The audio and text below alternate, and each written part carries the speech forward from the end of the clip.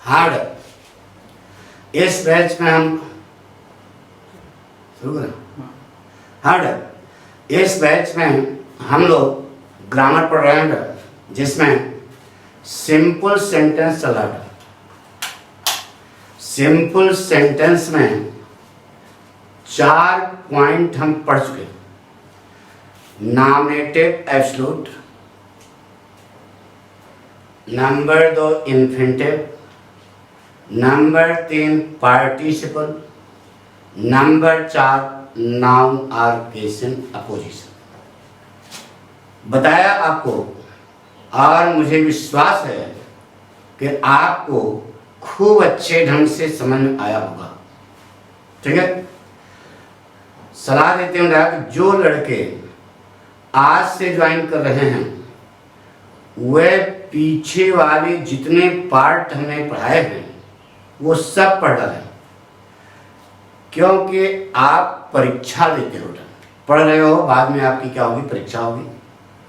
तो उस परीक्षा में यह हेड जो हम बता रहे हैं ये लिख के नहीं आएंगे, वहां लिख के 2 वाक्य आएगा और कहा जाएगा कि इसे सिंपल बनाइए। तो कौन सा नियम कब लगेगा, यह आपको अभ्यास होना चाहिए, अच्छे ढंग से अभ्यास होना चाहिए। नंबर, और देखते ही भर में आपके अंदर तेजी कैसे आएगी? तेजी ऐसे आएगी जब तक आप अभ्यास नहीं करोगे तब तक सब बेईमानी है। नंबर, तो देखते ही भर में जैसे ही आप वाक्य देखो दिमाग में खोल जाए कि यह होगा इसका जवाब। ठीक है, तो वह बेटा केवल अभ्यास से होगा, और अभ्यास नहीं करोगे तो अनभ्यासे विषम शास्त्रम। अभ्यास नहीं करोगे तो शास्त्र जो है क्या हो जाएगा, विष हो जाएगा। तब फिर आपको कठिन लगने लगेगा। जैसे जैसे पाठक पढ़ा रहे हैं वैसे वैसे आप एक्सरसाइज भी करते जाओ। कोई प्रॉब्लम हो उसको व्हाट्सएप पर आप भेजिए, हम आपको सलूशन बताएंगे। ठीक है, वैसे बता भेजने की जरूरत नहीं पड़ेगी। हाँ, मानते हैं 2-1 वाक्य भले आपको प्रॉब्लम करें, लेकिन प्रॉब्लम नहीं करना चाहिए अगर आपको कंसेप्ट क्लियर हो। ठीक है, तो आज हम अगला हेड पढ़ने जा रहे हैं। हेडिंग डाल दो, एडवर्ब और एडवर्बियल फ्रेज।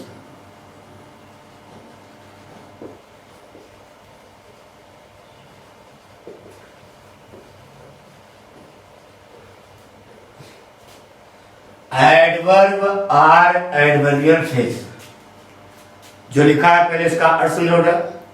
एडवर्ब माने क्रिया विशेषण। अच्छा बताओ बेटा, विद्याधन आलय बराबर क्या होता है, विद्यालय। तो देखो उधर, एड धन वर्ब बराबर एडवर्ब। एड माने जुड़ना और वर्ब माने क्रिया। क्रिया से जो जुड़ा हो दैट इज कॉल्ड एडवर्ब। अरे यार, संधि विच्छेद हिंदी संस्कृत में पढ़े हो, वही अंग्रेजी में लगा दो। हिंदी संस्कृत भगवान ने बनाया क्या, इंसान ने बनाया, तो अंग्रेजी भी तो इंसान ने बनाया, उसने लगाया है क्या दिमाग। क्या एड धन वर्ब बराबर एडवर्ब। एड माने जुड़ना, वर्ब माने क्रिया। क्रिया से जो शब्द जुड़ा हो दैट इज कॉल्ड एडवर्ब। मतलब क्या हुआ, यह एडवर्ब क्रिया की विशेषता बताता है। किसकी विशेषता बताता है एडवर्ब, क्रिया। आगे लिखा है एडवर्बियल फ्रेज। फ्रेज माने होता है शब्द समूह। फ्रेज माने क्या होता है बेटा, शब्द समूह। ऐसा शब्द समूह जो एडवर्ब का काम करे, यानी कि जो क्रिया की विशेषता होता है। ऐसा शब्द समूह जो एडवर्ब का काम करे, मतलब जो एडवर्ब की तरह इस्तेमाल हो। एडवर्ब किसकी विशेषता होता है, क्रिया की। तो ऐसा शब्द समूह जो क्रिया की विशेषता बता रहा हो that is called adverbial phrase. अर्थ समझ आ गया। एडवर्ब माने क्रिया विशेषण, एडवर्बियल फ्रेज माने क्रिया विशेषण शब्द समूह। लिख लिया। अरे क्रिया विशेषण और फ्रेज माने शब्द समूह। बात पक्की। नोट, यह पढ़ने जा रहे हो सिंपल सेंटेंस बनाने के लिए। ना। एक चेतना में हमसे पढ़ने का मतलब है कि आप योग्य बनो, और जब आप योग्यता प्राप्त करोगे तो निश्चित है कि सफलता आपके कदम चुमेगी ना। पढ़ा है ना कि विद्या ददाति विनयम विनयात यातु पात्रताम पात्रताम धन मापनोति धनादि धर्म तत्सुखम। विद्या ददाति विनयम, जब आपको विद्या आने लगेगी तो निश्चित है कि आपके अंदर विनम्रता आने लगेगी। विद्या विनम्रता देती है। विनयात यातु पात्रताम, अब विनम्रता से आपके अंदर योग्यता आती है, पात्रता आती है। पात्रता माने योग्यता। अब पात्रताम धनमाप्नोति, योग्यता से धन अर्जित होता है, धन प्राप्त होता है। अगर आप योग्य हैं तो निश्चित है कि धन कमाएंगे। और धनादि धर्म तत्सुखम, जब धन आएगा तो उससे दान पुण्य करोगे तो उससे धर्म का पालन होगा, और धर्म जब पालित करोगे तो आपको सुख मिलेगा। पढ़ाया गया होगा। तो इसका मतलब ये नहीं कि आप जो है केवल दो वाक्य जोड़ करके विद्वान बन जाएंगे। वह दो वाक्य कैसे जुड़ रहे हैं यह भी आपको आना जरूरी है। हमारी बात सुना ना। तो आपके अंदर वही योग्यता आएगी, और जब योग्यता आएगी तो सब कुछ सरल है, सबको जीवन सरल हो जाएगा। तो ये समझा रहे हैं। तो हल्के में कोई चीज नहीं लेना चाहिए। अरे ये तो सरल है, ये तो कठिन है, ऐसा कुछ नहीं है। कुछ कठिन सरल नहीं है, सब कुछ सरल है। बस केवल समझ जाओ तो सब सरल है, और जब न समझ पाओ तो सब कठिन है। हमारी बात सुनो। अरे यार मैथ फिजिक्स पढ़ते होगे तो जो कॉन्सेप्ट जब क्लियर हो जाता है सवाल खट से आ जाता है, और जब कॉन्सेप्ट नहीं क्लियर रहता तो सवाल रट भले लो लेकिन आपको ज्ञान नहीं होता। नहीं, हम ये जो सवाल हम मैथमेटिक्स जैसा समझो। हमारा कहने का मतलब ये, पढ़ाई का मतलब ये है। इसीलिए कहते हैं मैथ अगर आपकी मजबूत है सारे विषय जो है आने लगते हैं, क्योंकि मैथ में लगता है क्या दिमाग। हमारी बात सुनो। तो अंग्रेजी को मैथ से ऐसा पढ़ो अपने आप सब सरल हो जाएगा। चले। तो यह जो है पढ़ने जा रहा है एडवर्ब आर एडवर्बियल फ्रेज ना। तो अब लड़का फिर प्रश्न करेगा, गुरुजी दो वाक्य होंगे तो हम कैसे जानेंगे कि इन दोनों वाक्यों को जोड़ने के लिए एडवर्ब या एडवर्बियल फ्रेज का इस्तेमाल होगा ना। तो जानना चाहिए ना। तो ले लो पहचान। पहचान हम बोर्ड पर लिखेंगे, आपको लिखना पड़ेगा। कलम कागज है ना, पन्ना खोलो, नया पन्ना ऊपर हेड डाल दिया। अब नीचे लिखो पहचान, यानी कि नियम कब लगेगा। लिखो बोले लिखो दोनों वाक्यों में से एक वाक्य, दोनों वाक्यों में से एक वाक्य दूसरे वाक्य वर्ग की विशेषता बताएगा। दोनों वाक्यों में से एक वाक्य दूसरे वाक्य के वर्ग की विशेषता बताएगा। जो वाक्य वर्ग की विशेषता बताएगा, जो वाक्य वर्ग की विशेषता बताएगा उसी से एडवर्ब या एडवर्बियल फ्रेज बनेगा। उसी से एडवर्ब या एडवर्बियल फ्रेज बनेगा। एक बार फिर पूरा मिला पहचान। दोनों वाक्यों में से एक वाक्य दूसरे वाक्य के वर्ग की विशेषता बताएगा। तो जो वाक्य विशेषता बताएगा उसी से हम लोग एडवर्ब बनाएंगे या एडवर्बियल फ्रेज बनाएंगे। ठीक है, इतना समझ आ गया। एडवर्बियल फ्रेज तो आज छोड़ दो क्योंकि आज वहां तक पहुंचेंगे नहीं। एडवर्ब कहेगा, एडवर्ब ज्यादातर यल वाई करके बनता है, हमेशा नहीं होता। नहीं, तुम सोचो हमेशा ज्यादातर किससे बनता है बेटा? यल वाई लग करके बनता है। जैसे सर्टेन का एडवर्ब क्या होगा? सर्टेनली। श्योर का श्योरली। पंक्चुअल का पंक्चुअली। ब्यूटीफुल का ब्यूटीफुली। स्किलफुल का स्किलफुली। तो ज्यादातर किससे बनता है? दिमाग रखना, हमेशा हमने नहीं कहा, हमेशा नहीं कहा, ज्यादातर किससे बनता है? यल वाई लगा करके बनाते हो। इतना समझ आ गया? यल वाई लिख लिया वहां पे, गुड। अब थोड़ी सी जानकारी देना चाहते हो, लेना चाहोगे? किसी ने पढ़ाएं? जानकारी लेना चाहोगे ना? तो ध्यान सुनो, देखो बेटा, अंग्रेजी में पार्ट्स ऑफ स्पीच कितनी बताई गई? बोलो, 8 कि 9? चलो 8 बताएगी। अंग्रेजी में पार्ट्स ऑफ स्पीच जानते हो ना? Noun, pronoun, adjective, verb, adverb, preposition, conjunction, interjection, ये सब ना पार्ट्स ऑफ स्पीच कितनी होती है? 9। 8। चलो तुम 8 जानते हो, लेकिन हम पढ़ाएंगे 9 पढ़ाएंगे। तो अभी पार्ट्स ऑफ स्पीच आज आप कितने जानते हो? 8। ठीक है, जिसमें 2 चीजें विशेषता बताती हैं। कौन कौन से?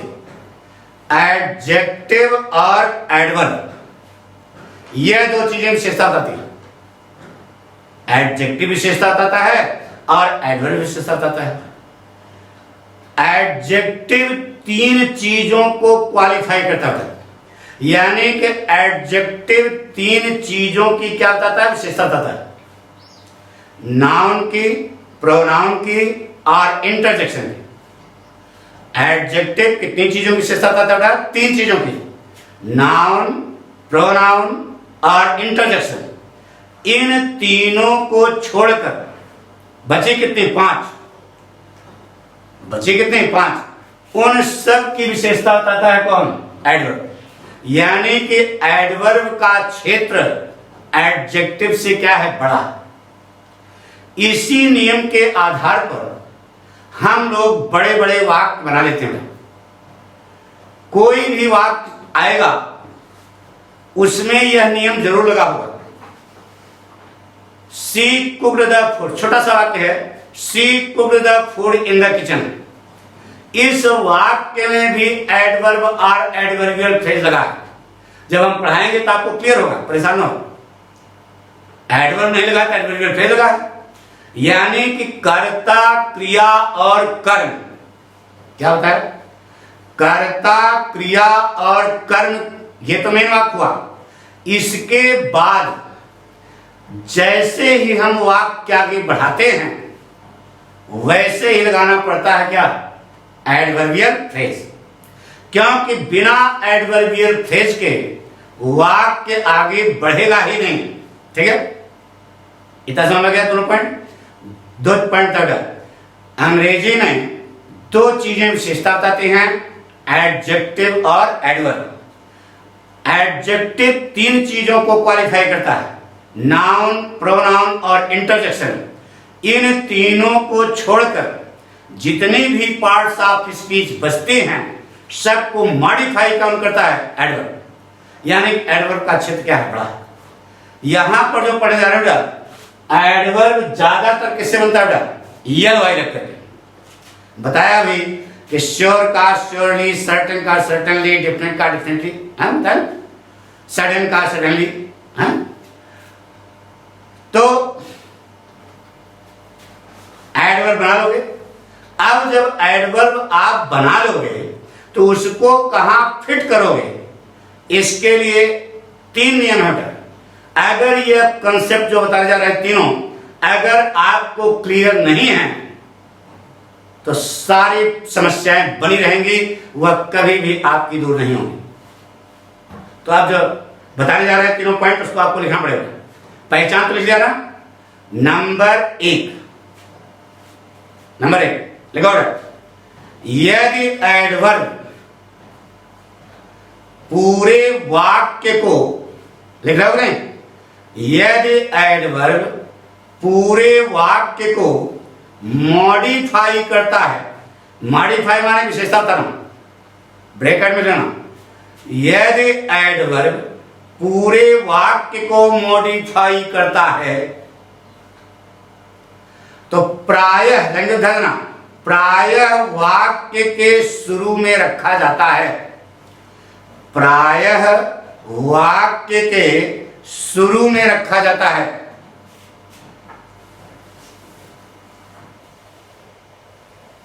पहला पॉइंट क्लियर हो गया? क्या लगा? यदि एडवर्ब पूरे वाक्य को मॉडिफाई करता है तो प्रायः वाक्य के शुरू में रखा जाता है। दूसरा पॉइंट, यदि एडवर्ब, दूसरा पॉइंट, यदि एडवर्ब किसी इंट्रांजिटिव वर्ब को मॉडिफाई करता है, इंट्रांजिटिव वर्ब आकर्मक क्रिया, देख लो, यदि एडवर्ब किसी इंट्रांजिटिव वर्ब को मॉडिफाई करता है, इंट्रांजिटिव वर्ब आकर्मक क्रिया को मॉडिफाई करता है, तो उस इंट्रांजिटिव वर्ब के, तो उस इंट्रांजिटिव वर्ब के तुरंत बाद रखा जाता है, तुरंत बाद लिखा जाता है।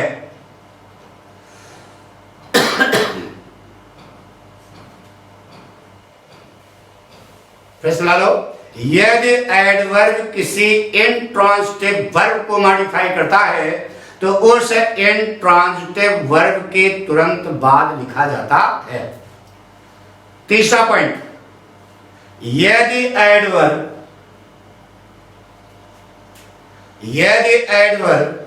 किसी ट्रांजिटिव वर्ब ब्रैकेट में सकर्मक क्रिया, यदि एडवर्ब किसी ट्रांजिटिव वर्ब को मॉडिफाई करता है, सकर्मक क्रिया को मॉडिफाई करता है,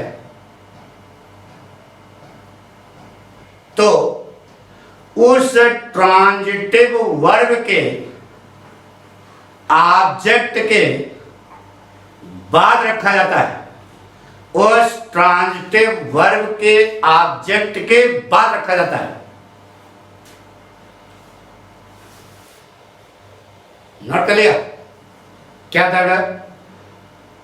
यदि एडवर्ब किसी ट्रांजिटिव वर्ब को मॉडिफाई करता है, सब समझाएंगे परेशान हो, ट्रांजिटिव वर्ब को मॉडिफाई करता है तो उस ट्रांजिटिव वर्ब के ऑब्जेक्ट के बाद रखा जाता है। अगर इसका आपने पालन नहीं किया इन तीनों नियमों का तो आपको हर स्टेप पर प्रॉब्लम होगी। किताब जब पढ़ोगे तो वहां लिखा होगा निम्नलिखित वाक्यों को ध्यानपूर्वक पढ़ो, तो क्या पढ़े आप? कहीं इधर लगा रहे हो, कहीं उधर लगा रहे हो, कुछ समझ नहीं आ रहा, तो सीधे सीधे कंसेप्ट बताया। एक बार मिलाओ फिर से, एडवर्ब बना लोगे ना ये लगा करके, तो यदि एडवर्ब, पहला पॉइंट, यदि एडवर्ब पूरे वाक्य को मॉडिफाई करता है तो प्रायः वाक्य के शुरू में रखा जाता है। लैंग्वेज ना प्रायः बोला कर, प्रायः वाक्य के शुरू में रखा जाता है। नंबर 2, यदि एडवर्ब किसी इंट्रांजिटिव वर्ब को मॉडिफाई करता है तो उस इंट्रांजिटिव वर्ब के तुरंत बाद रखा जाता है। तीसरा पॉइंट, यदि एडवर्ब किसी ट्रांजिटिव वर्ब को मॉडिफाई करता है तो उस ट्रांजिटिव वर्ब के ऑब्जेक्ट के बाद रखा जाता है। गलत तो नहीं बता दिया? कुछ गड़बड़ हो गया क्या? एक बार फिर मिला लूंगा, उसके बाद शुरू करेंगे। यदि एडवर्ब पूरे वाक्य को मॉडिफाई करेगा प्रायः वाक्य के शुरू में रखा जाएगा। यदि एडवर्ब किसी इंट्रांजिटिव वर्ब को मॉडिफाई करेगा उस इंट्रांजिटिव वर्ब के तुरंत बाद लिखा जाएगा। यदि एडवर्ब ट्रांजिटिव वर्ब को मॉडिफाई करेगा ट्रांजिटिव वर्ब के ऑब्जेक्ट के बाद रखा जाएगा। यही 3 पॉइंट तक है। तो शुरू करें, पहचान समझ, शुरू करें बेटा। जैसे कहा बेटा,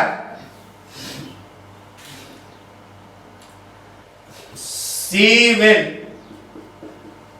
टॉप द एग्जाम, वह परीक्षा टॉप करेगी। इट इज सर्टन, यह निश्चित। यह 2 वाक्य हैं। पहले पहचान आप लोग मिला, वह परीक्षा टॉप करेगी, यह निश्चित है। क्या निश्चित है बोलो? टाप करना निश्चित है। यानी यह वाक्य इस वाक्य के वर्ग की क्या है, विशेषता। ठीक है, तो यह पूरा वाक्य किसकी विशेषता बता रहा है, टाप की। अब इसी से बनेगा क्या, एडवर्ब। एडवर्ब कैसे बनता है, यह तो बताइए। इट विशेषता बता रहा है, इडली डोसा बनाओगे। इज विशेषता बता रहा है, इजली बनाओगे। विशेषता कौन सा रहा, सर्टन। तो सर्टन को हम एडवर्ब बना लेंगे, क्या बन जाएगा, सर्टेनली बन गया। अब इसको कहां रखोगे, यही समझना है। तो सुनो ध्यान से, अच्छा बताओ, यह इट शब्द किसके लिए है, बोलो। ये इसका सर्टन का कर्ता क्या है, इट। इट शब्द किसके लिए है, सी के लिए है, विल के लिए है, टाप के लिए है, जनरेशन के लिए है। अरे बदाराम पूरे वाक्य के लिए है। यानी कि इट दिस दैट, किट्स नहीं, केवल इट दिस दैट अगर लिखा है तो यह समझ जाना कि यह इट दिस दैट आया किसके लिए, पूरे वाक्य के लिए है। पूरे वाक्य के लिए है तो सर्टन शब्द कहां लगाओगे, वाक्य के शुरू में। पढ़ो बन गया, certainly she will top the exam, बन गया भाई। अब तुम्हारे गुरुजी कहेंगे कि ध्यान, एक चीज है, जब हम सारी चीज पढ़ा रहे तो एक एक शब्द पर हमारे ध्यान देना, क्योंकि हम बेटा समझाते हैं। अब कुछ लड़के अभी एक डायरेक्ट बेटा आया था, तो हम जब पढ़ा रहे थे तो उसमें पर्सन चेंज था, तो हमने कहा कि यहाँ ही भी हो सकता है, सी भी हो सकता है। तो एक लड़का कमेंट्री करके भेजता है, गुरुजी वहां सी क्यों नहीं हो सकता। अरे यार उसमें वाक्य था टीचर, तो वहां आई लिखा था, तो आई बदलेगा टीचर के साथ। टीचर जो है महिला भी होती है और पुरुष भी होता है, तो महिला मानोगे सी होगा, पुरुष मानोगे तो ही होगा। तो ही भी कर सकते हो और सी भी कर सकते हो। तो ये सिलंठे वाला प्रश्न नहीं करना चाहिए, नहीं बेटा। तो हम पढ़ाते समय हमने बताया था कि ही भी हो सकता है और सी भी हो सकता है, हमारी बात सुन। तो इसलिए हर पॉइंट पर अगर न समझा तो अंधी नहीं, फिर दोबारा देखो कि पठकवा क्या क्या कहा, हमारी बात समझ लो।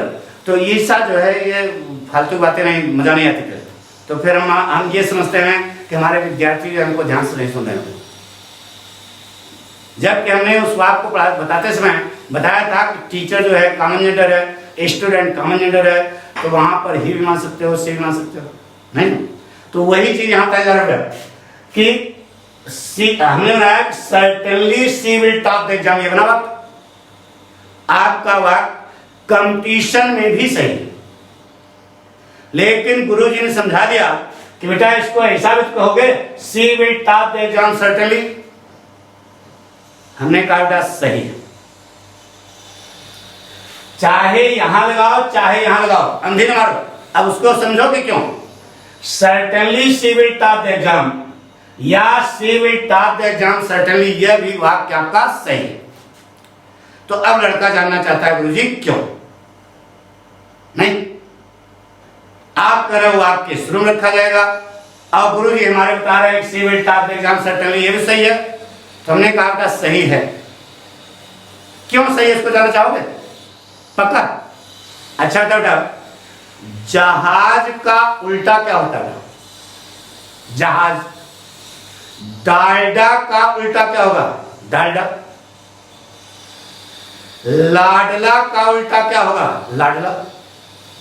तो यह शब्द की एक सर्किल हुई था, क्या हुई, शब्द की सर्किल। जहाज को सर्किल में लिखो तो चाहे इधर से पढ़ो तब भी जहाज आएगा, इधर से पढ़ो तब भी जहाज आएगा।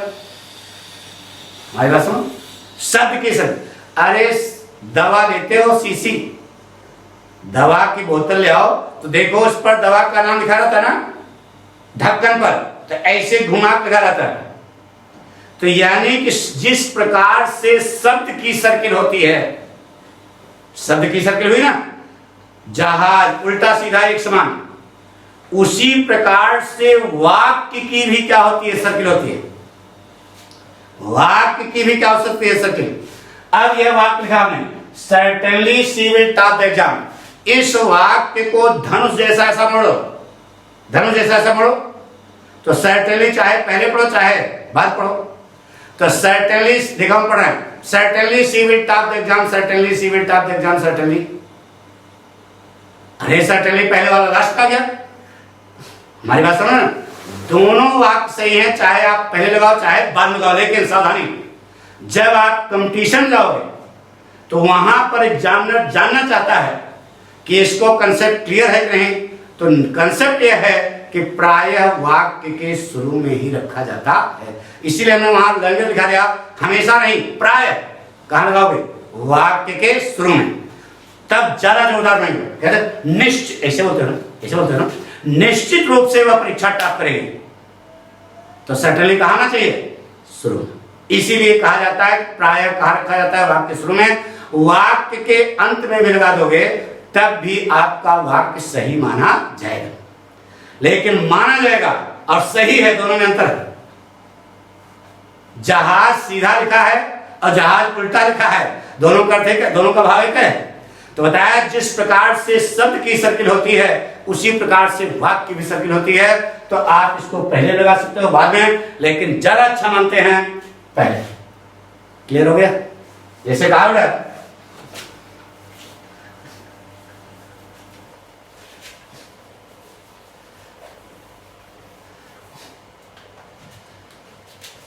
he went to school. It was punctual. ये बना, he went to school, वह स्कूल जाता था, यह पंक्चुअल था, यानी जाने का काम क्या था? पंक्चुअल था। यानी पंक्चुअलिटी किसमें है? जाने में। तो यह पूरा वाक्य किसकी विशेषता बता रहा था? वेंट की। अब बताइए इसमें कौन, इसी से एडवर्ब बनाओ ना, तो कौन सा शब्द विशेषता बता रहा है? इटली, वाजली की पंक्चुअल। तो पंक्चुअल को हमने बना दिया एडवर्ब, क्या होंगे बेटा? पंक्चुअली। अब ये लगा दिया। अब ये जो बना इसका कर्ता क्या है? इट, दिस, दैट हो, तो प्रायः का लगा देना वाक्य शुरू। पढ़ा बेटा, बन गया। Punctually he went to school. नहीं आया समझ? पक्का? कंसेप्ट क्लियर हो रहा ना? मिटा दें? नोट कर लिया? नोट कर लो बेटा।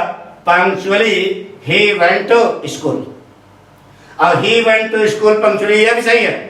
नहीं तुम बाहर जाकर पटकवा कर रहा था, गलत है। लेकिन ज्यादा सही क्या है? Punctually he went to school. सही और ज्यादा सही दोनों में तो सुना ना? गुड, मिटा दें? Good.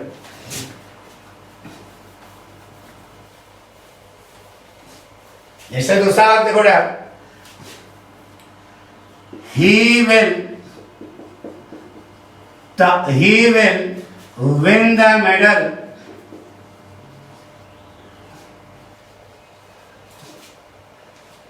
in the tournament. He will win the medal in the tournament. वह टूर्नामेंट में पदक जीतेगा। This is not फर्म, यह निश्चित है। तो क्या निश्चित है? जीतना निश्चित है। He will win the medal in the tournament. This is firm, यह फर्म है। तो यह दिस शब्द किसके लिए है? पूरे वाक्य लिए है। तो फर्म को बनाओ क्या? Adverb, formally. अब ये जो बना इसका कर्ता क्या है? It, this, that. सीधे लगा दो वाक्य शुरू में। पढ़ो क्या? He will win the medal in the, क्या होगा? Formally he will win the medal in the tournament. कठिन हो तो बता दो। पूछो कि दिस शब्द आया किसके लिए? पूरे वाक्य लिया, तो वाक्य शुरू लगा दिया। वाक्य के अंत में लगा दोगे तब भी वाक्य आपका सही बार बार करें। नोट कर लिया? नोट कर लो। Formally he will win the medal in the tournament. सिखा गया। The storm came before time. The storm came before time. अभी यार वहां आया ना तो अम्फान तूफान, उसी की बात कर रहे हैं। The storm came before time, तूफान समय के पहले आ गया। It was sudden,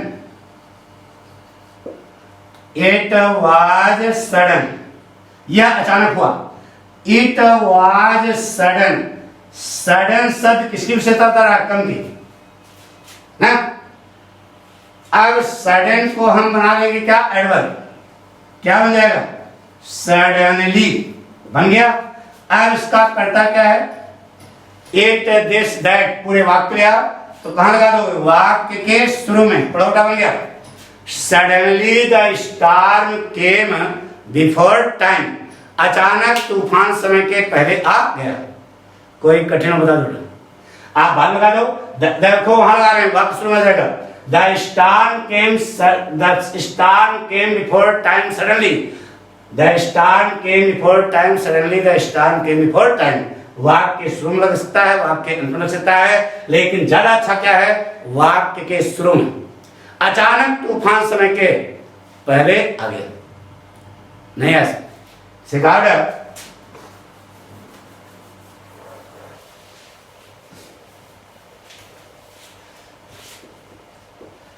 He will return from Lucknow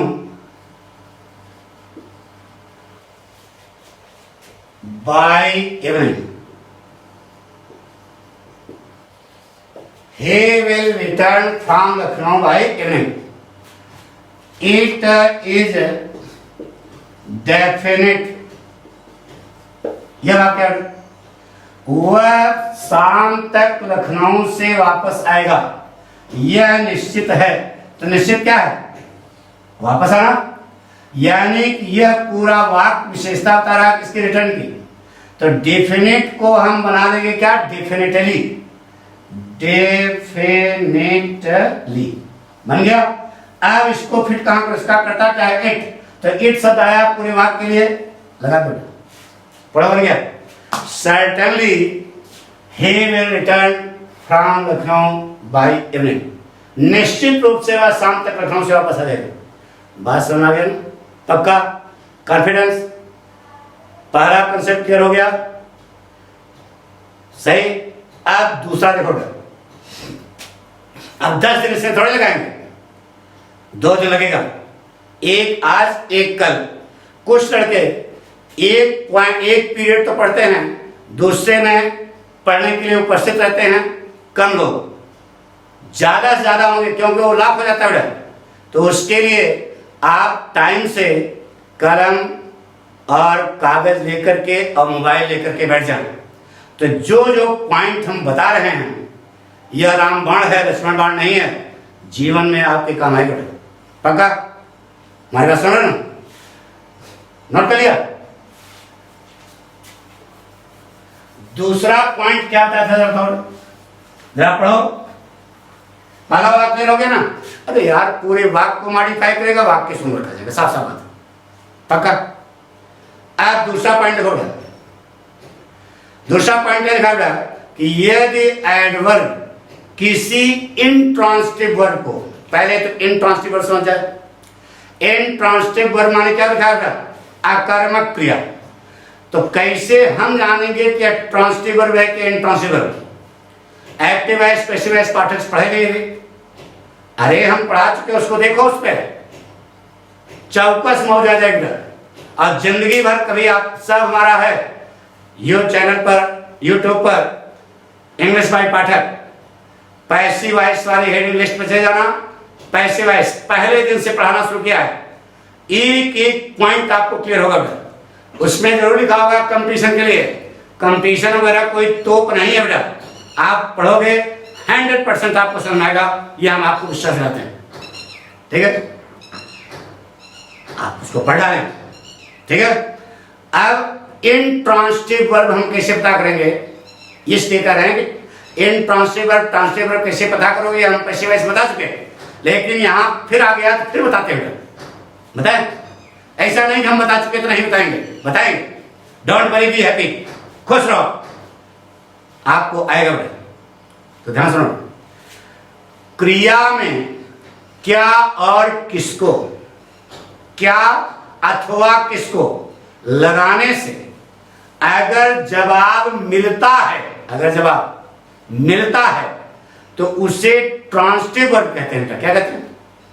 क्रिया में दो शब्द लगाना, क्या और किसको, अगर जवाब मिल रहा है तो वह ट्रांसिटिव वर्ब है, सकर्मक क्रिया है, यानी कर्म सहित क्रिया। सकर्मक क्रिया माने कर्म सहित क्रिया, क्रिया है लेकिन उसका कर्म है।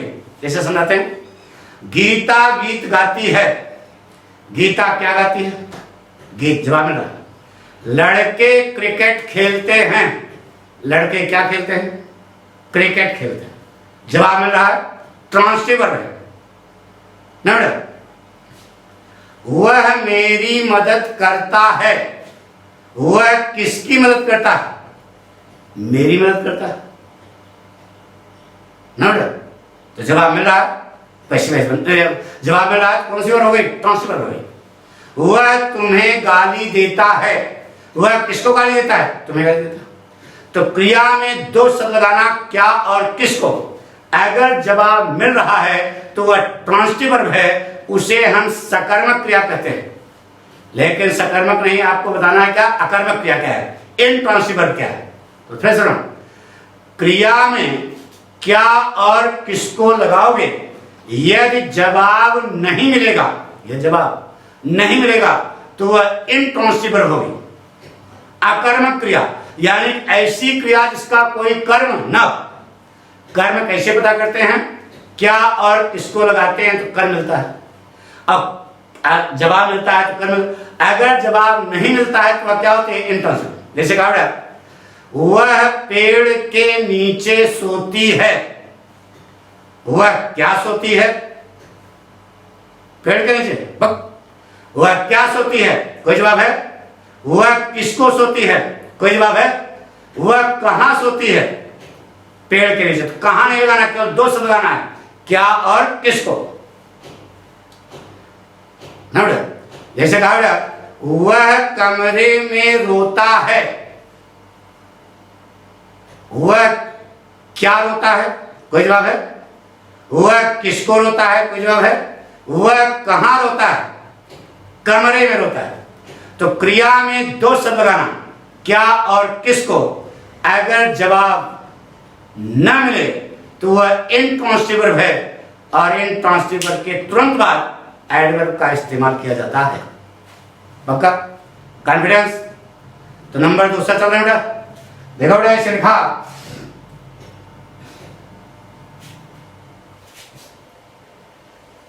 She slept under the tree. वह पेड़ के नीचे सो गई। एक बात। दूसरा वाक्य है, Her sleep was sound.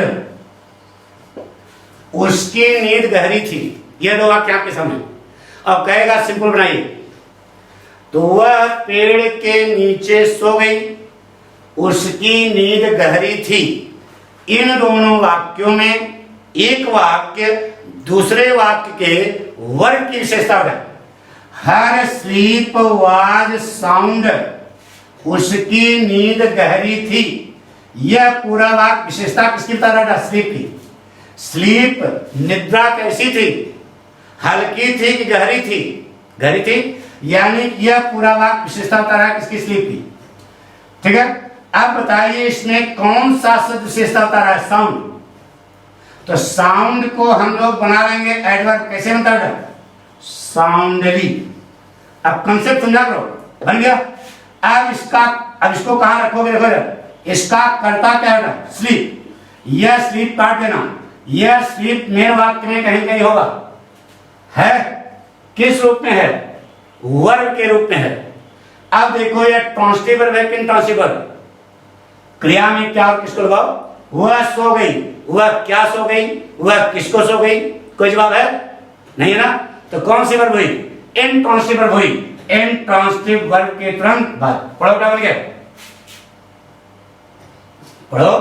She slept soundly under the tree, वह पेड़ के नीचे गहरी नींद में सो गई।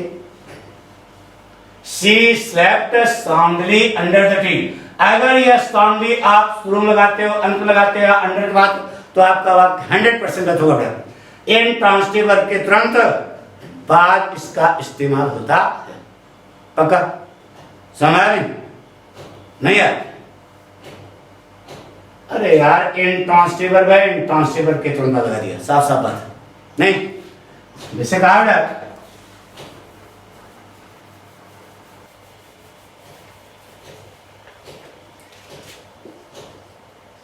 they laughed in the park। अरे सुबह के समय देखते ना पार्क में बुढ़े हा हा हा हा हा करते हैं, वही बना दिया। they laughed in the park। दूसरा वाक्य होगा their laughing was loud। उनकी हंसी जोर से थी। तो दे laughed in the park, वह पार्क में हंसे, उनकी हंसी जो है धीरे धीरे थी, जोर से थी। यानी यह वाक्य इस वाक्य के वर्ग की विशेषता है। आप देखो यह इसमें कौन सा शब्द विशेषता है? लाउड। लाउड को बना लो क्या? एडवर्ब, लाउडली बन गया। अब इसको फिट कहां करोगे? इसका कर्ता क्या है? लाफिंग। लाफ शब्द मेन वाक्य में है, वर्ब के रूप में है। अब देखो यह ट्रांसिटिव वर्ब है कि इंट्रांसिटिव वर्ब? ट्रांसिटिव वर्ब के तुरंत बाद है ये देखो इंट्रांसिटिव वर्ब है ना। अरे वह हंसे, वह क्या हंसे, वह किसको हंसे? कोई जवाब है? कोई जवाब नहीं है। तो कौन सी वर्ब हो गई? Intransitive verb. इंट्रांसिटिव वर्ब के तुरंत बाद पढ़ो बन गया। They laughed loudly in the park. कोई कठिन है क्या यार? बड़ी गर्मी लग रही, समझ आ रहा है नहीं? हम तो यहाँ चो कर समझा रहे हैं तो गर्मी भी लग रही है, और तुम कह रहे हो कि पक्का आ गया बेटा ना, कॉन्फिडेंस, कसम से। गुरु कसम खा रहे हो, ध्यान रहे। गुरु कसम खाना तो गड़बड़ है, आना चाहिए आपको, ठीक है? पक्का हो गया? बना लिया बेटा। They laughed loudly in the park, मिटा दें।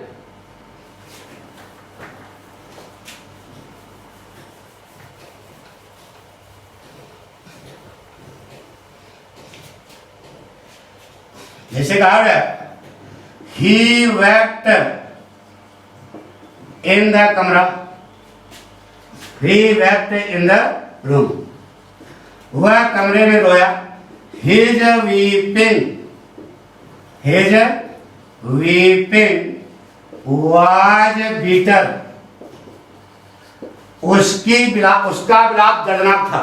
ये दो वाक्य बेटर नहीं बिटर लिखा है। he wept in the room, वह कमरे में रोया। his weeping was bitter, उसका विलाप दर्दनीय था। तो कौन सा वाक्य विशेषता दर्द? यह पूरा, अरे रोना, कैसा रोना? दर्दनाक रोना। यानी यह वाक्य इस वाक्य के वर्ग की क्या है? विशेषता है। अब बताइए कौन सा विशेषता, कौन सा शब्द विशेषता दर्द है? बिटर। तो बिटर को बना लो क्या? एडवर्ब, बिटरली बना लिया। अब ये जो बना इसका कर्ता क्या है? वीपिंग। वीपिंग मेन वाक्य में है, किस रूप में है? वर्ब के रूप में। अब देखो ये ट्रांसिटिव वर्ब है कि इंट्रांसिटिव वर्ब? वह रोया, वह क्या रोया, वह किसको रोया? कोई जवाब है? तो इंट्रांसिटिव वर्ब के तुरंत बाद पढ़ो क्या बन गया? He wept bitterly in the room। कोई कठिन बता दो, नहीं आया समझ? कसम से लिख लिया? क्या लिखा था? He wept bitterly in the room। एक बात पर सुना देगा,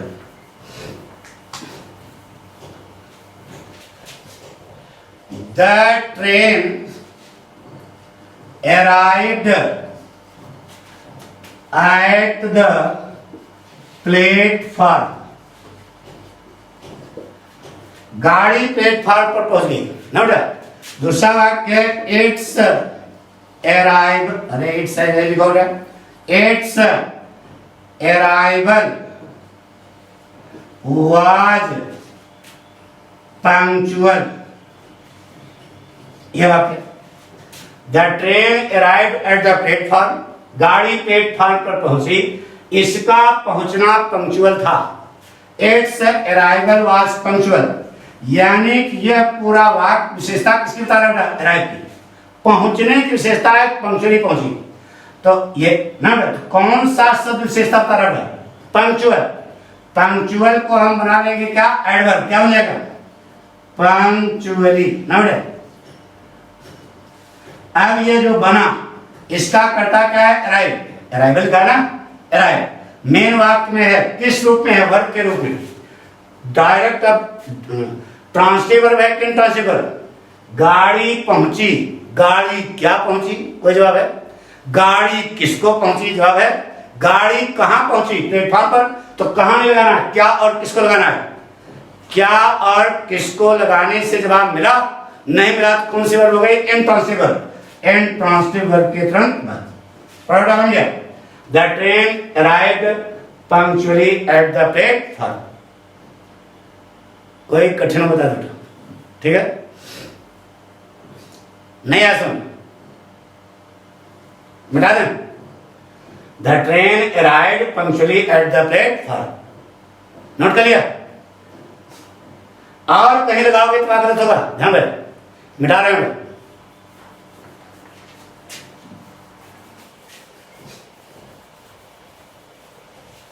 सिखाओ।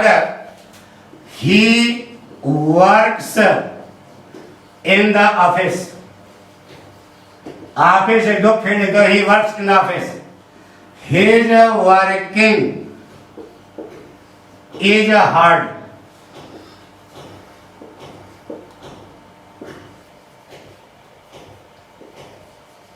His working is hard.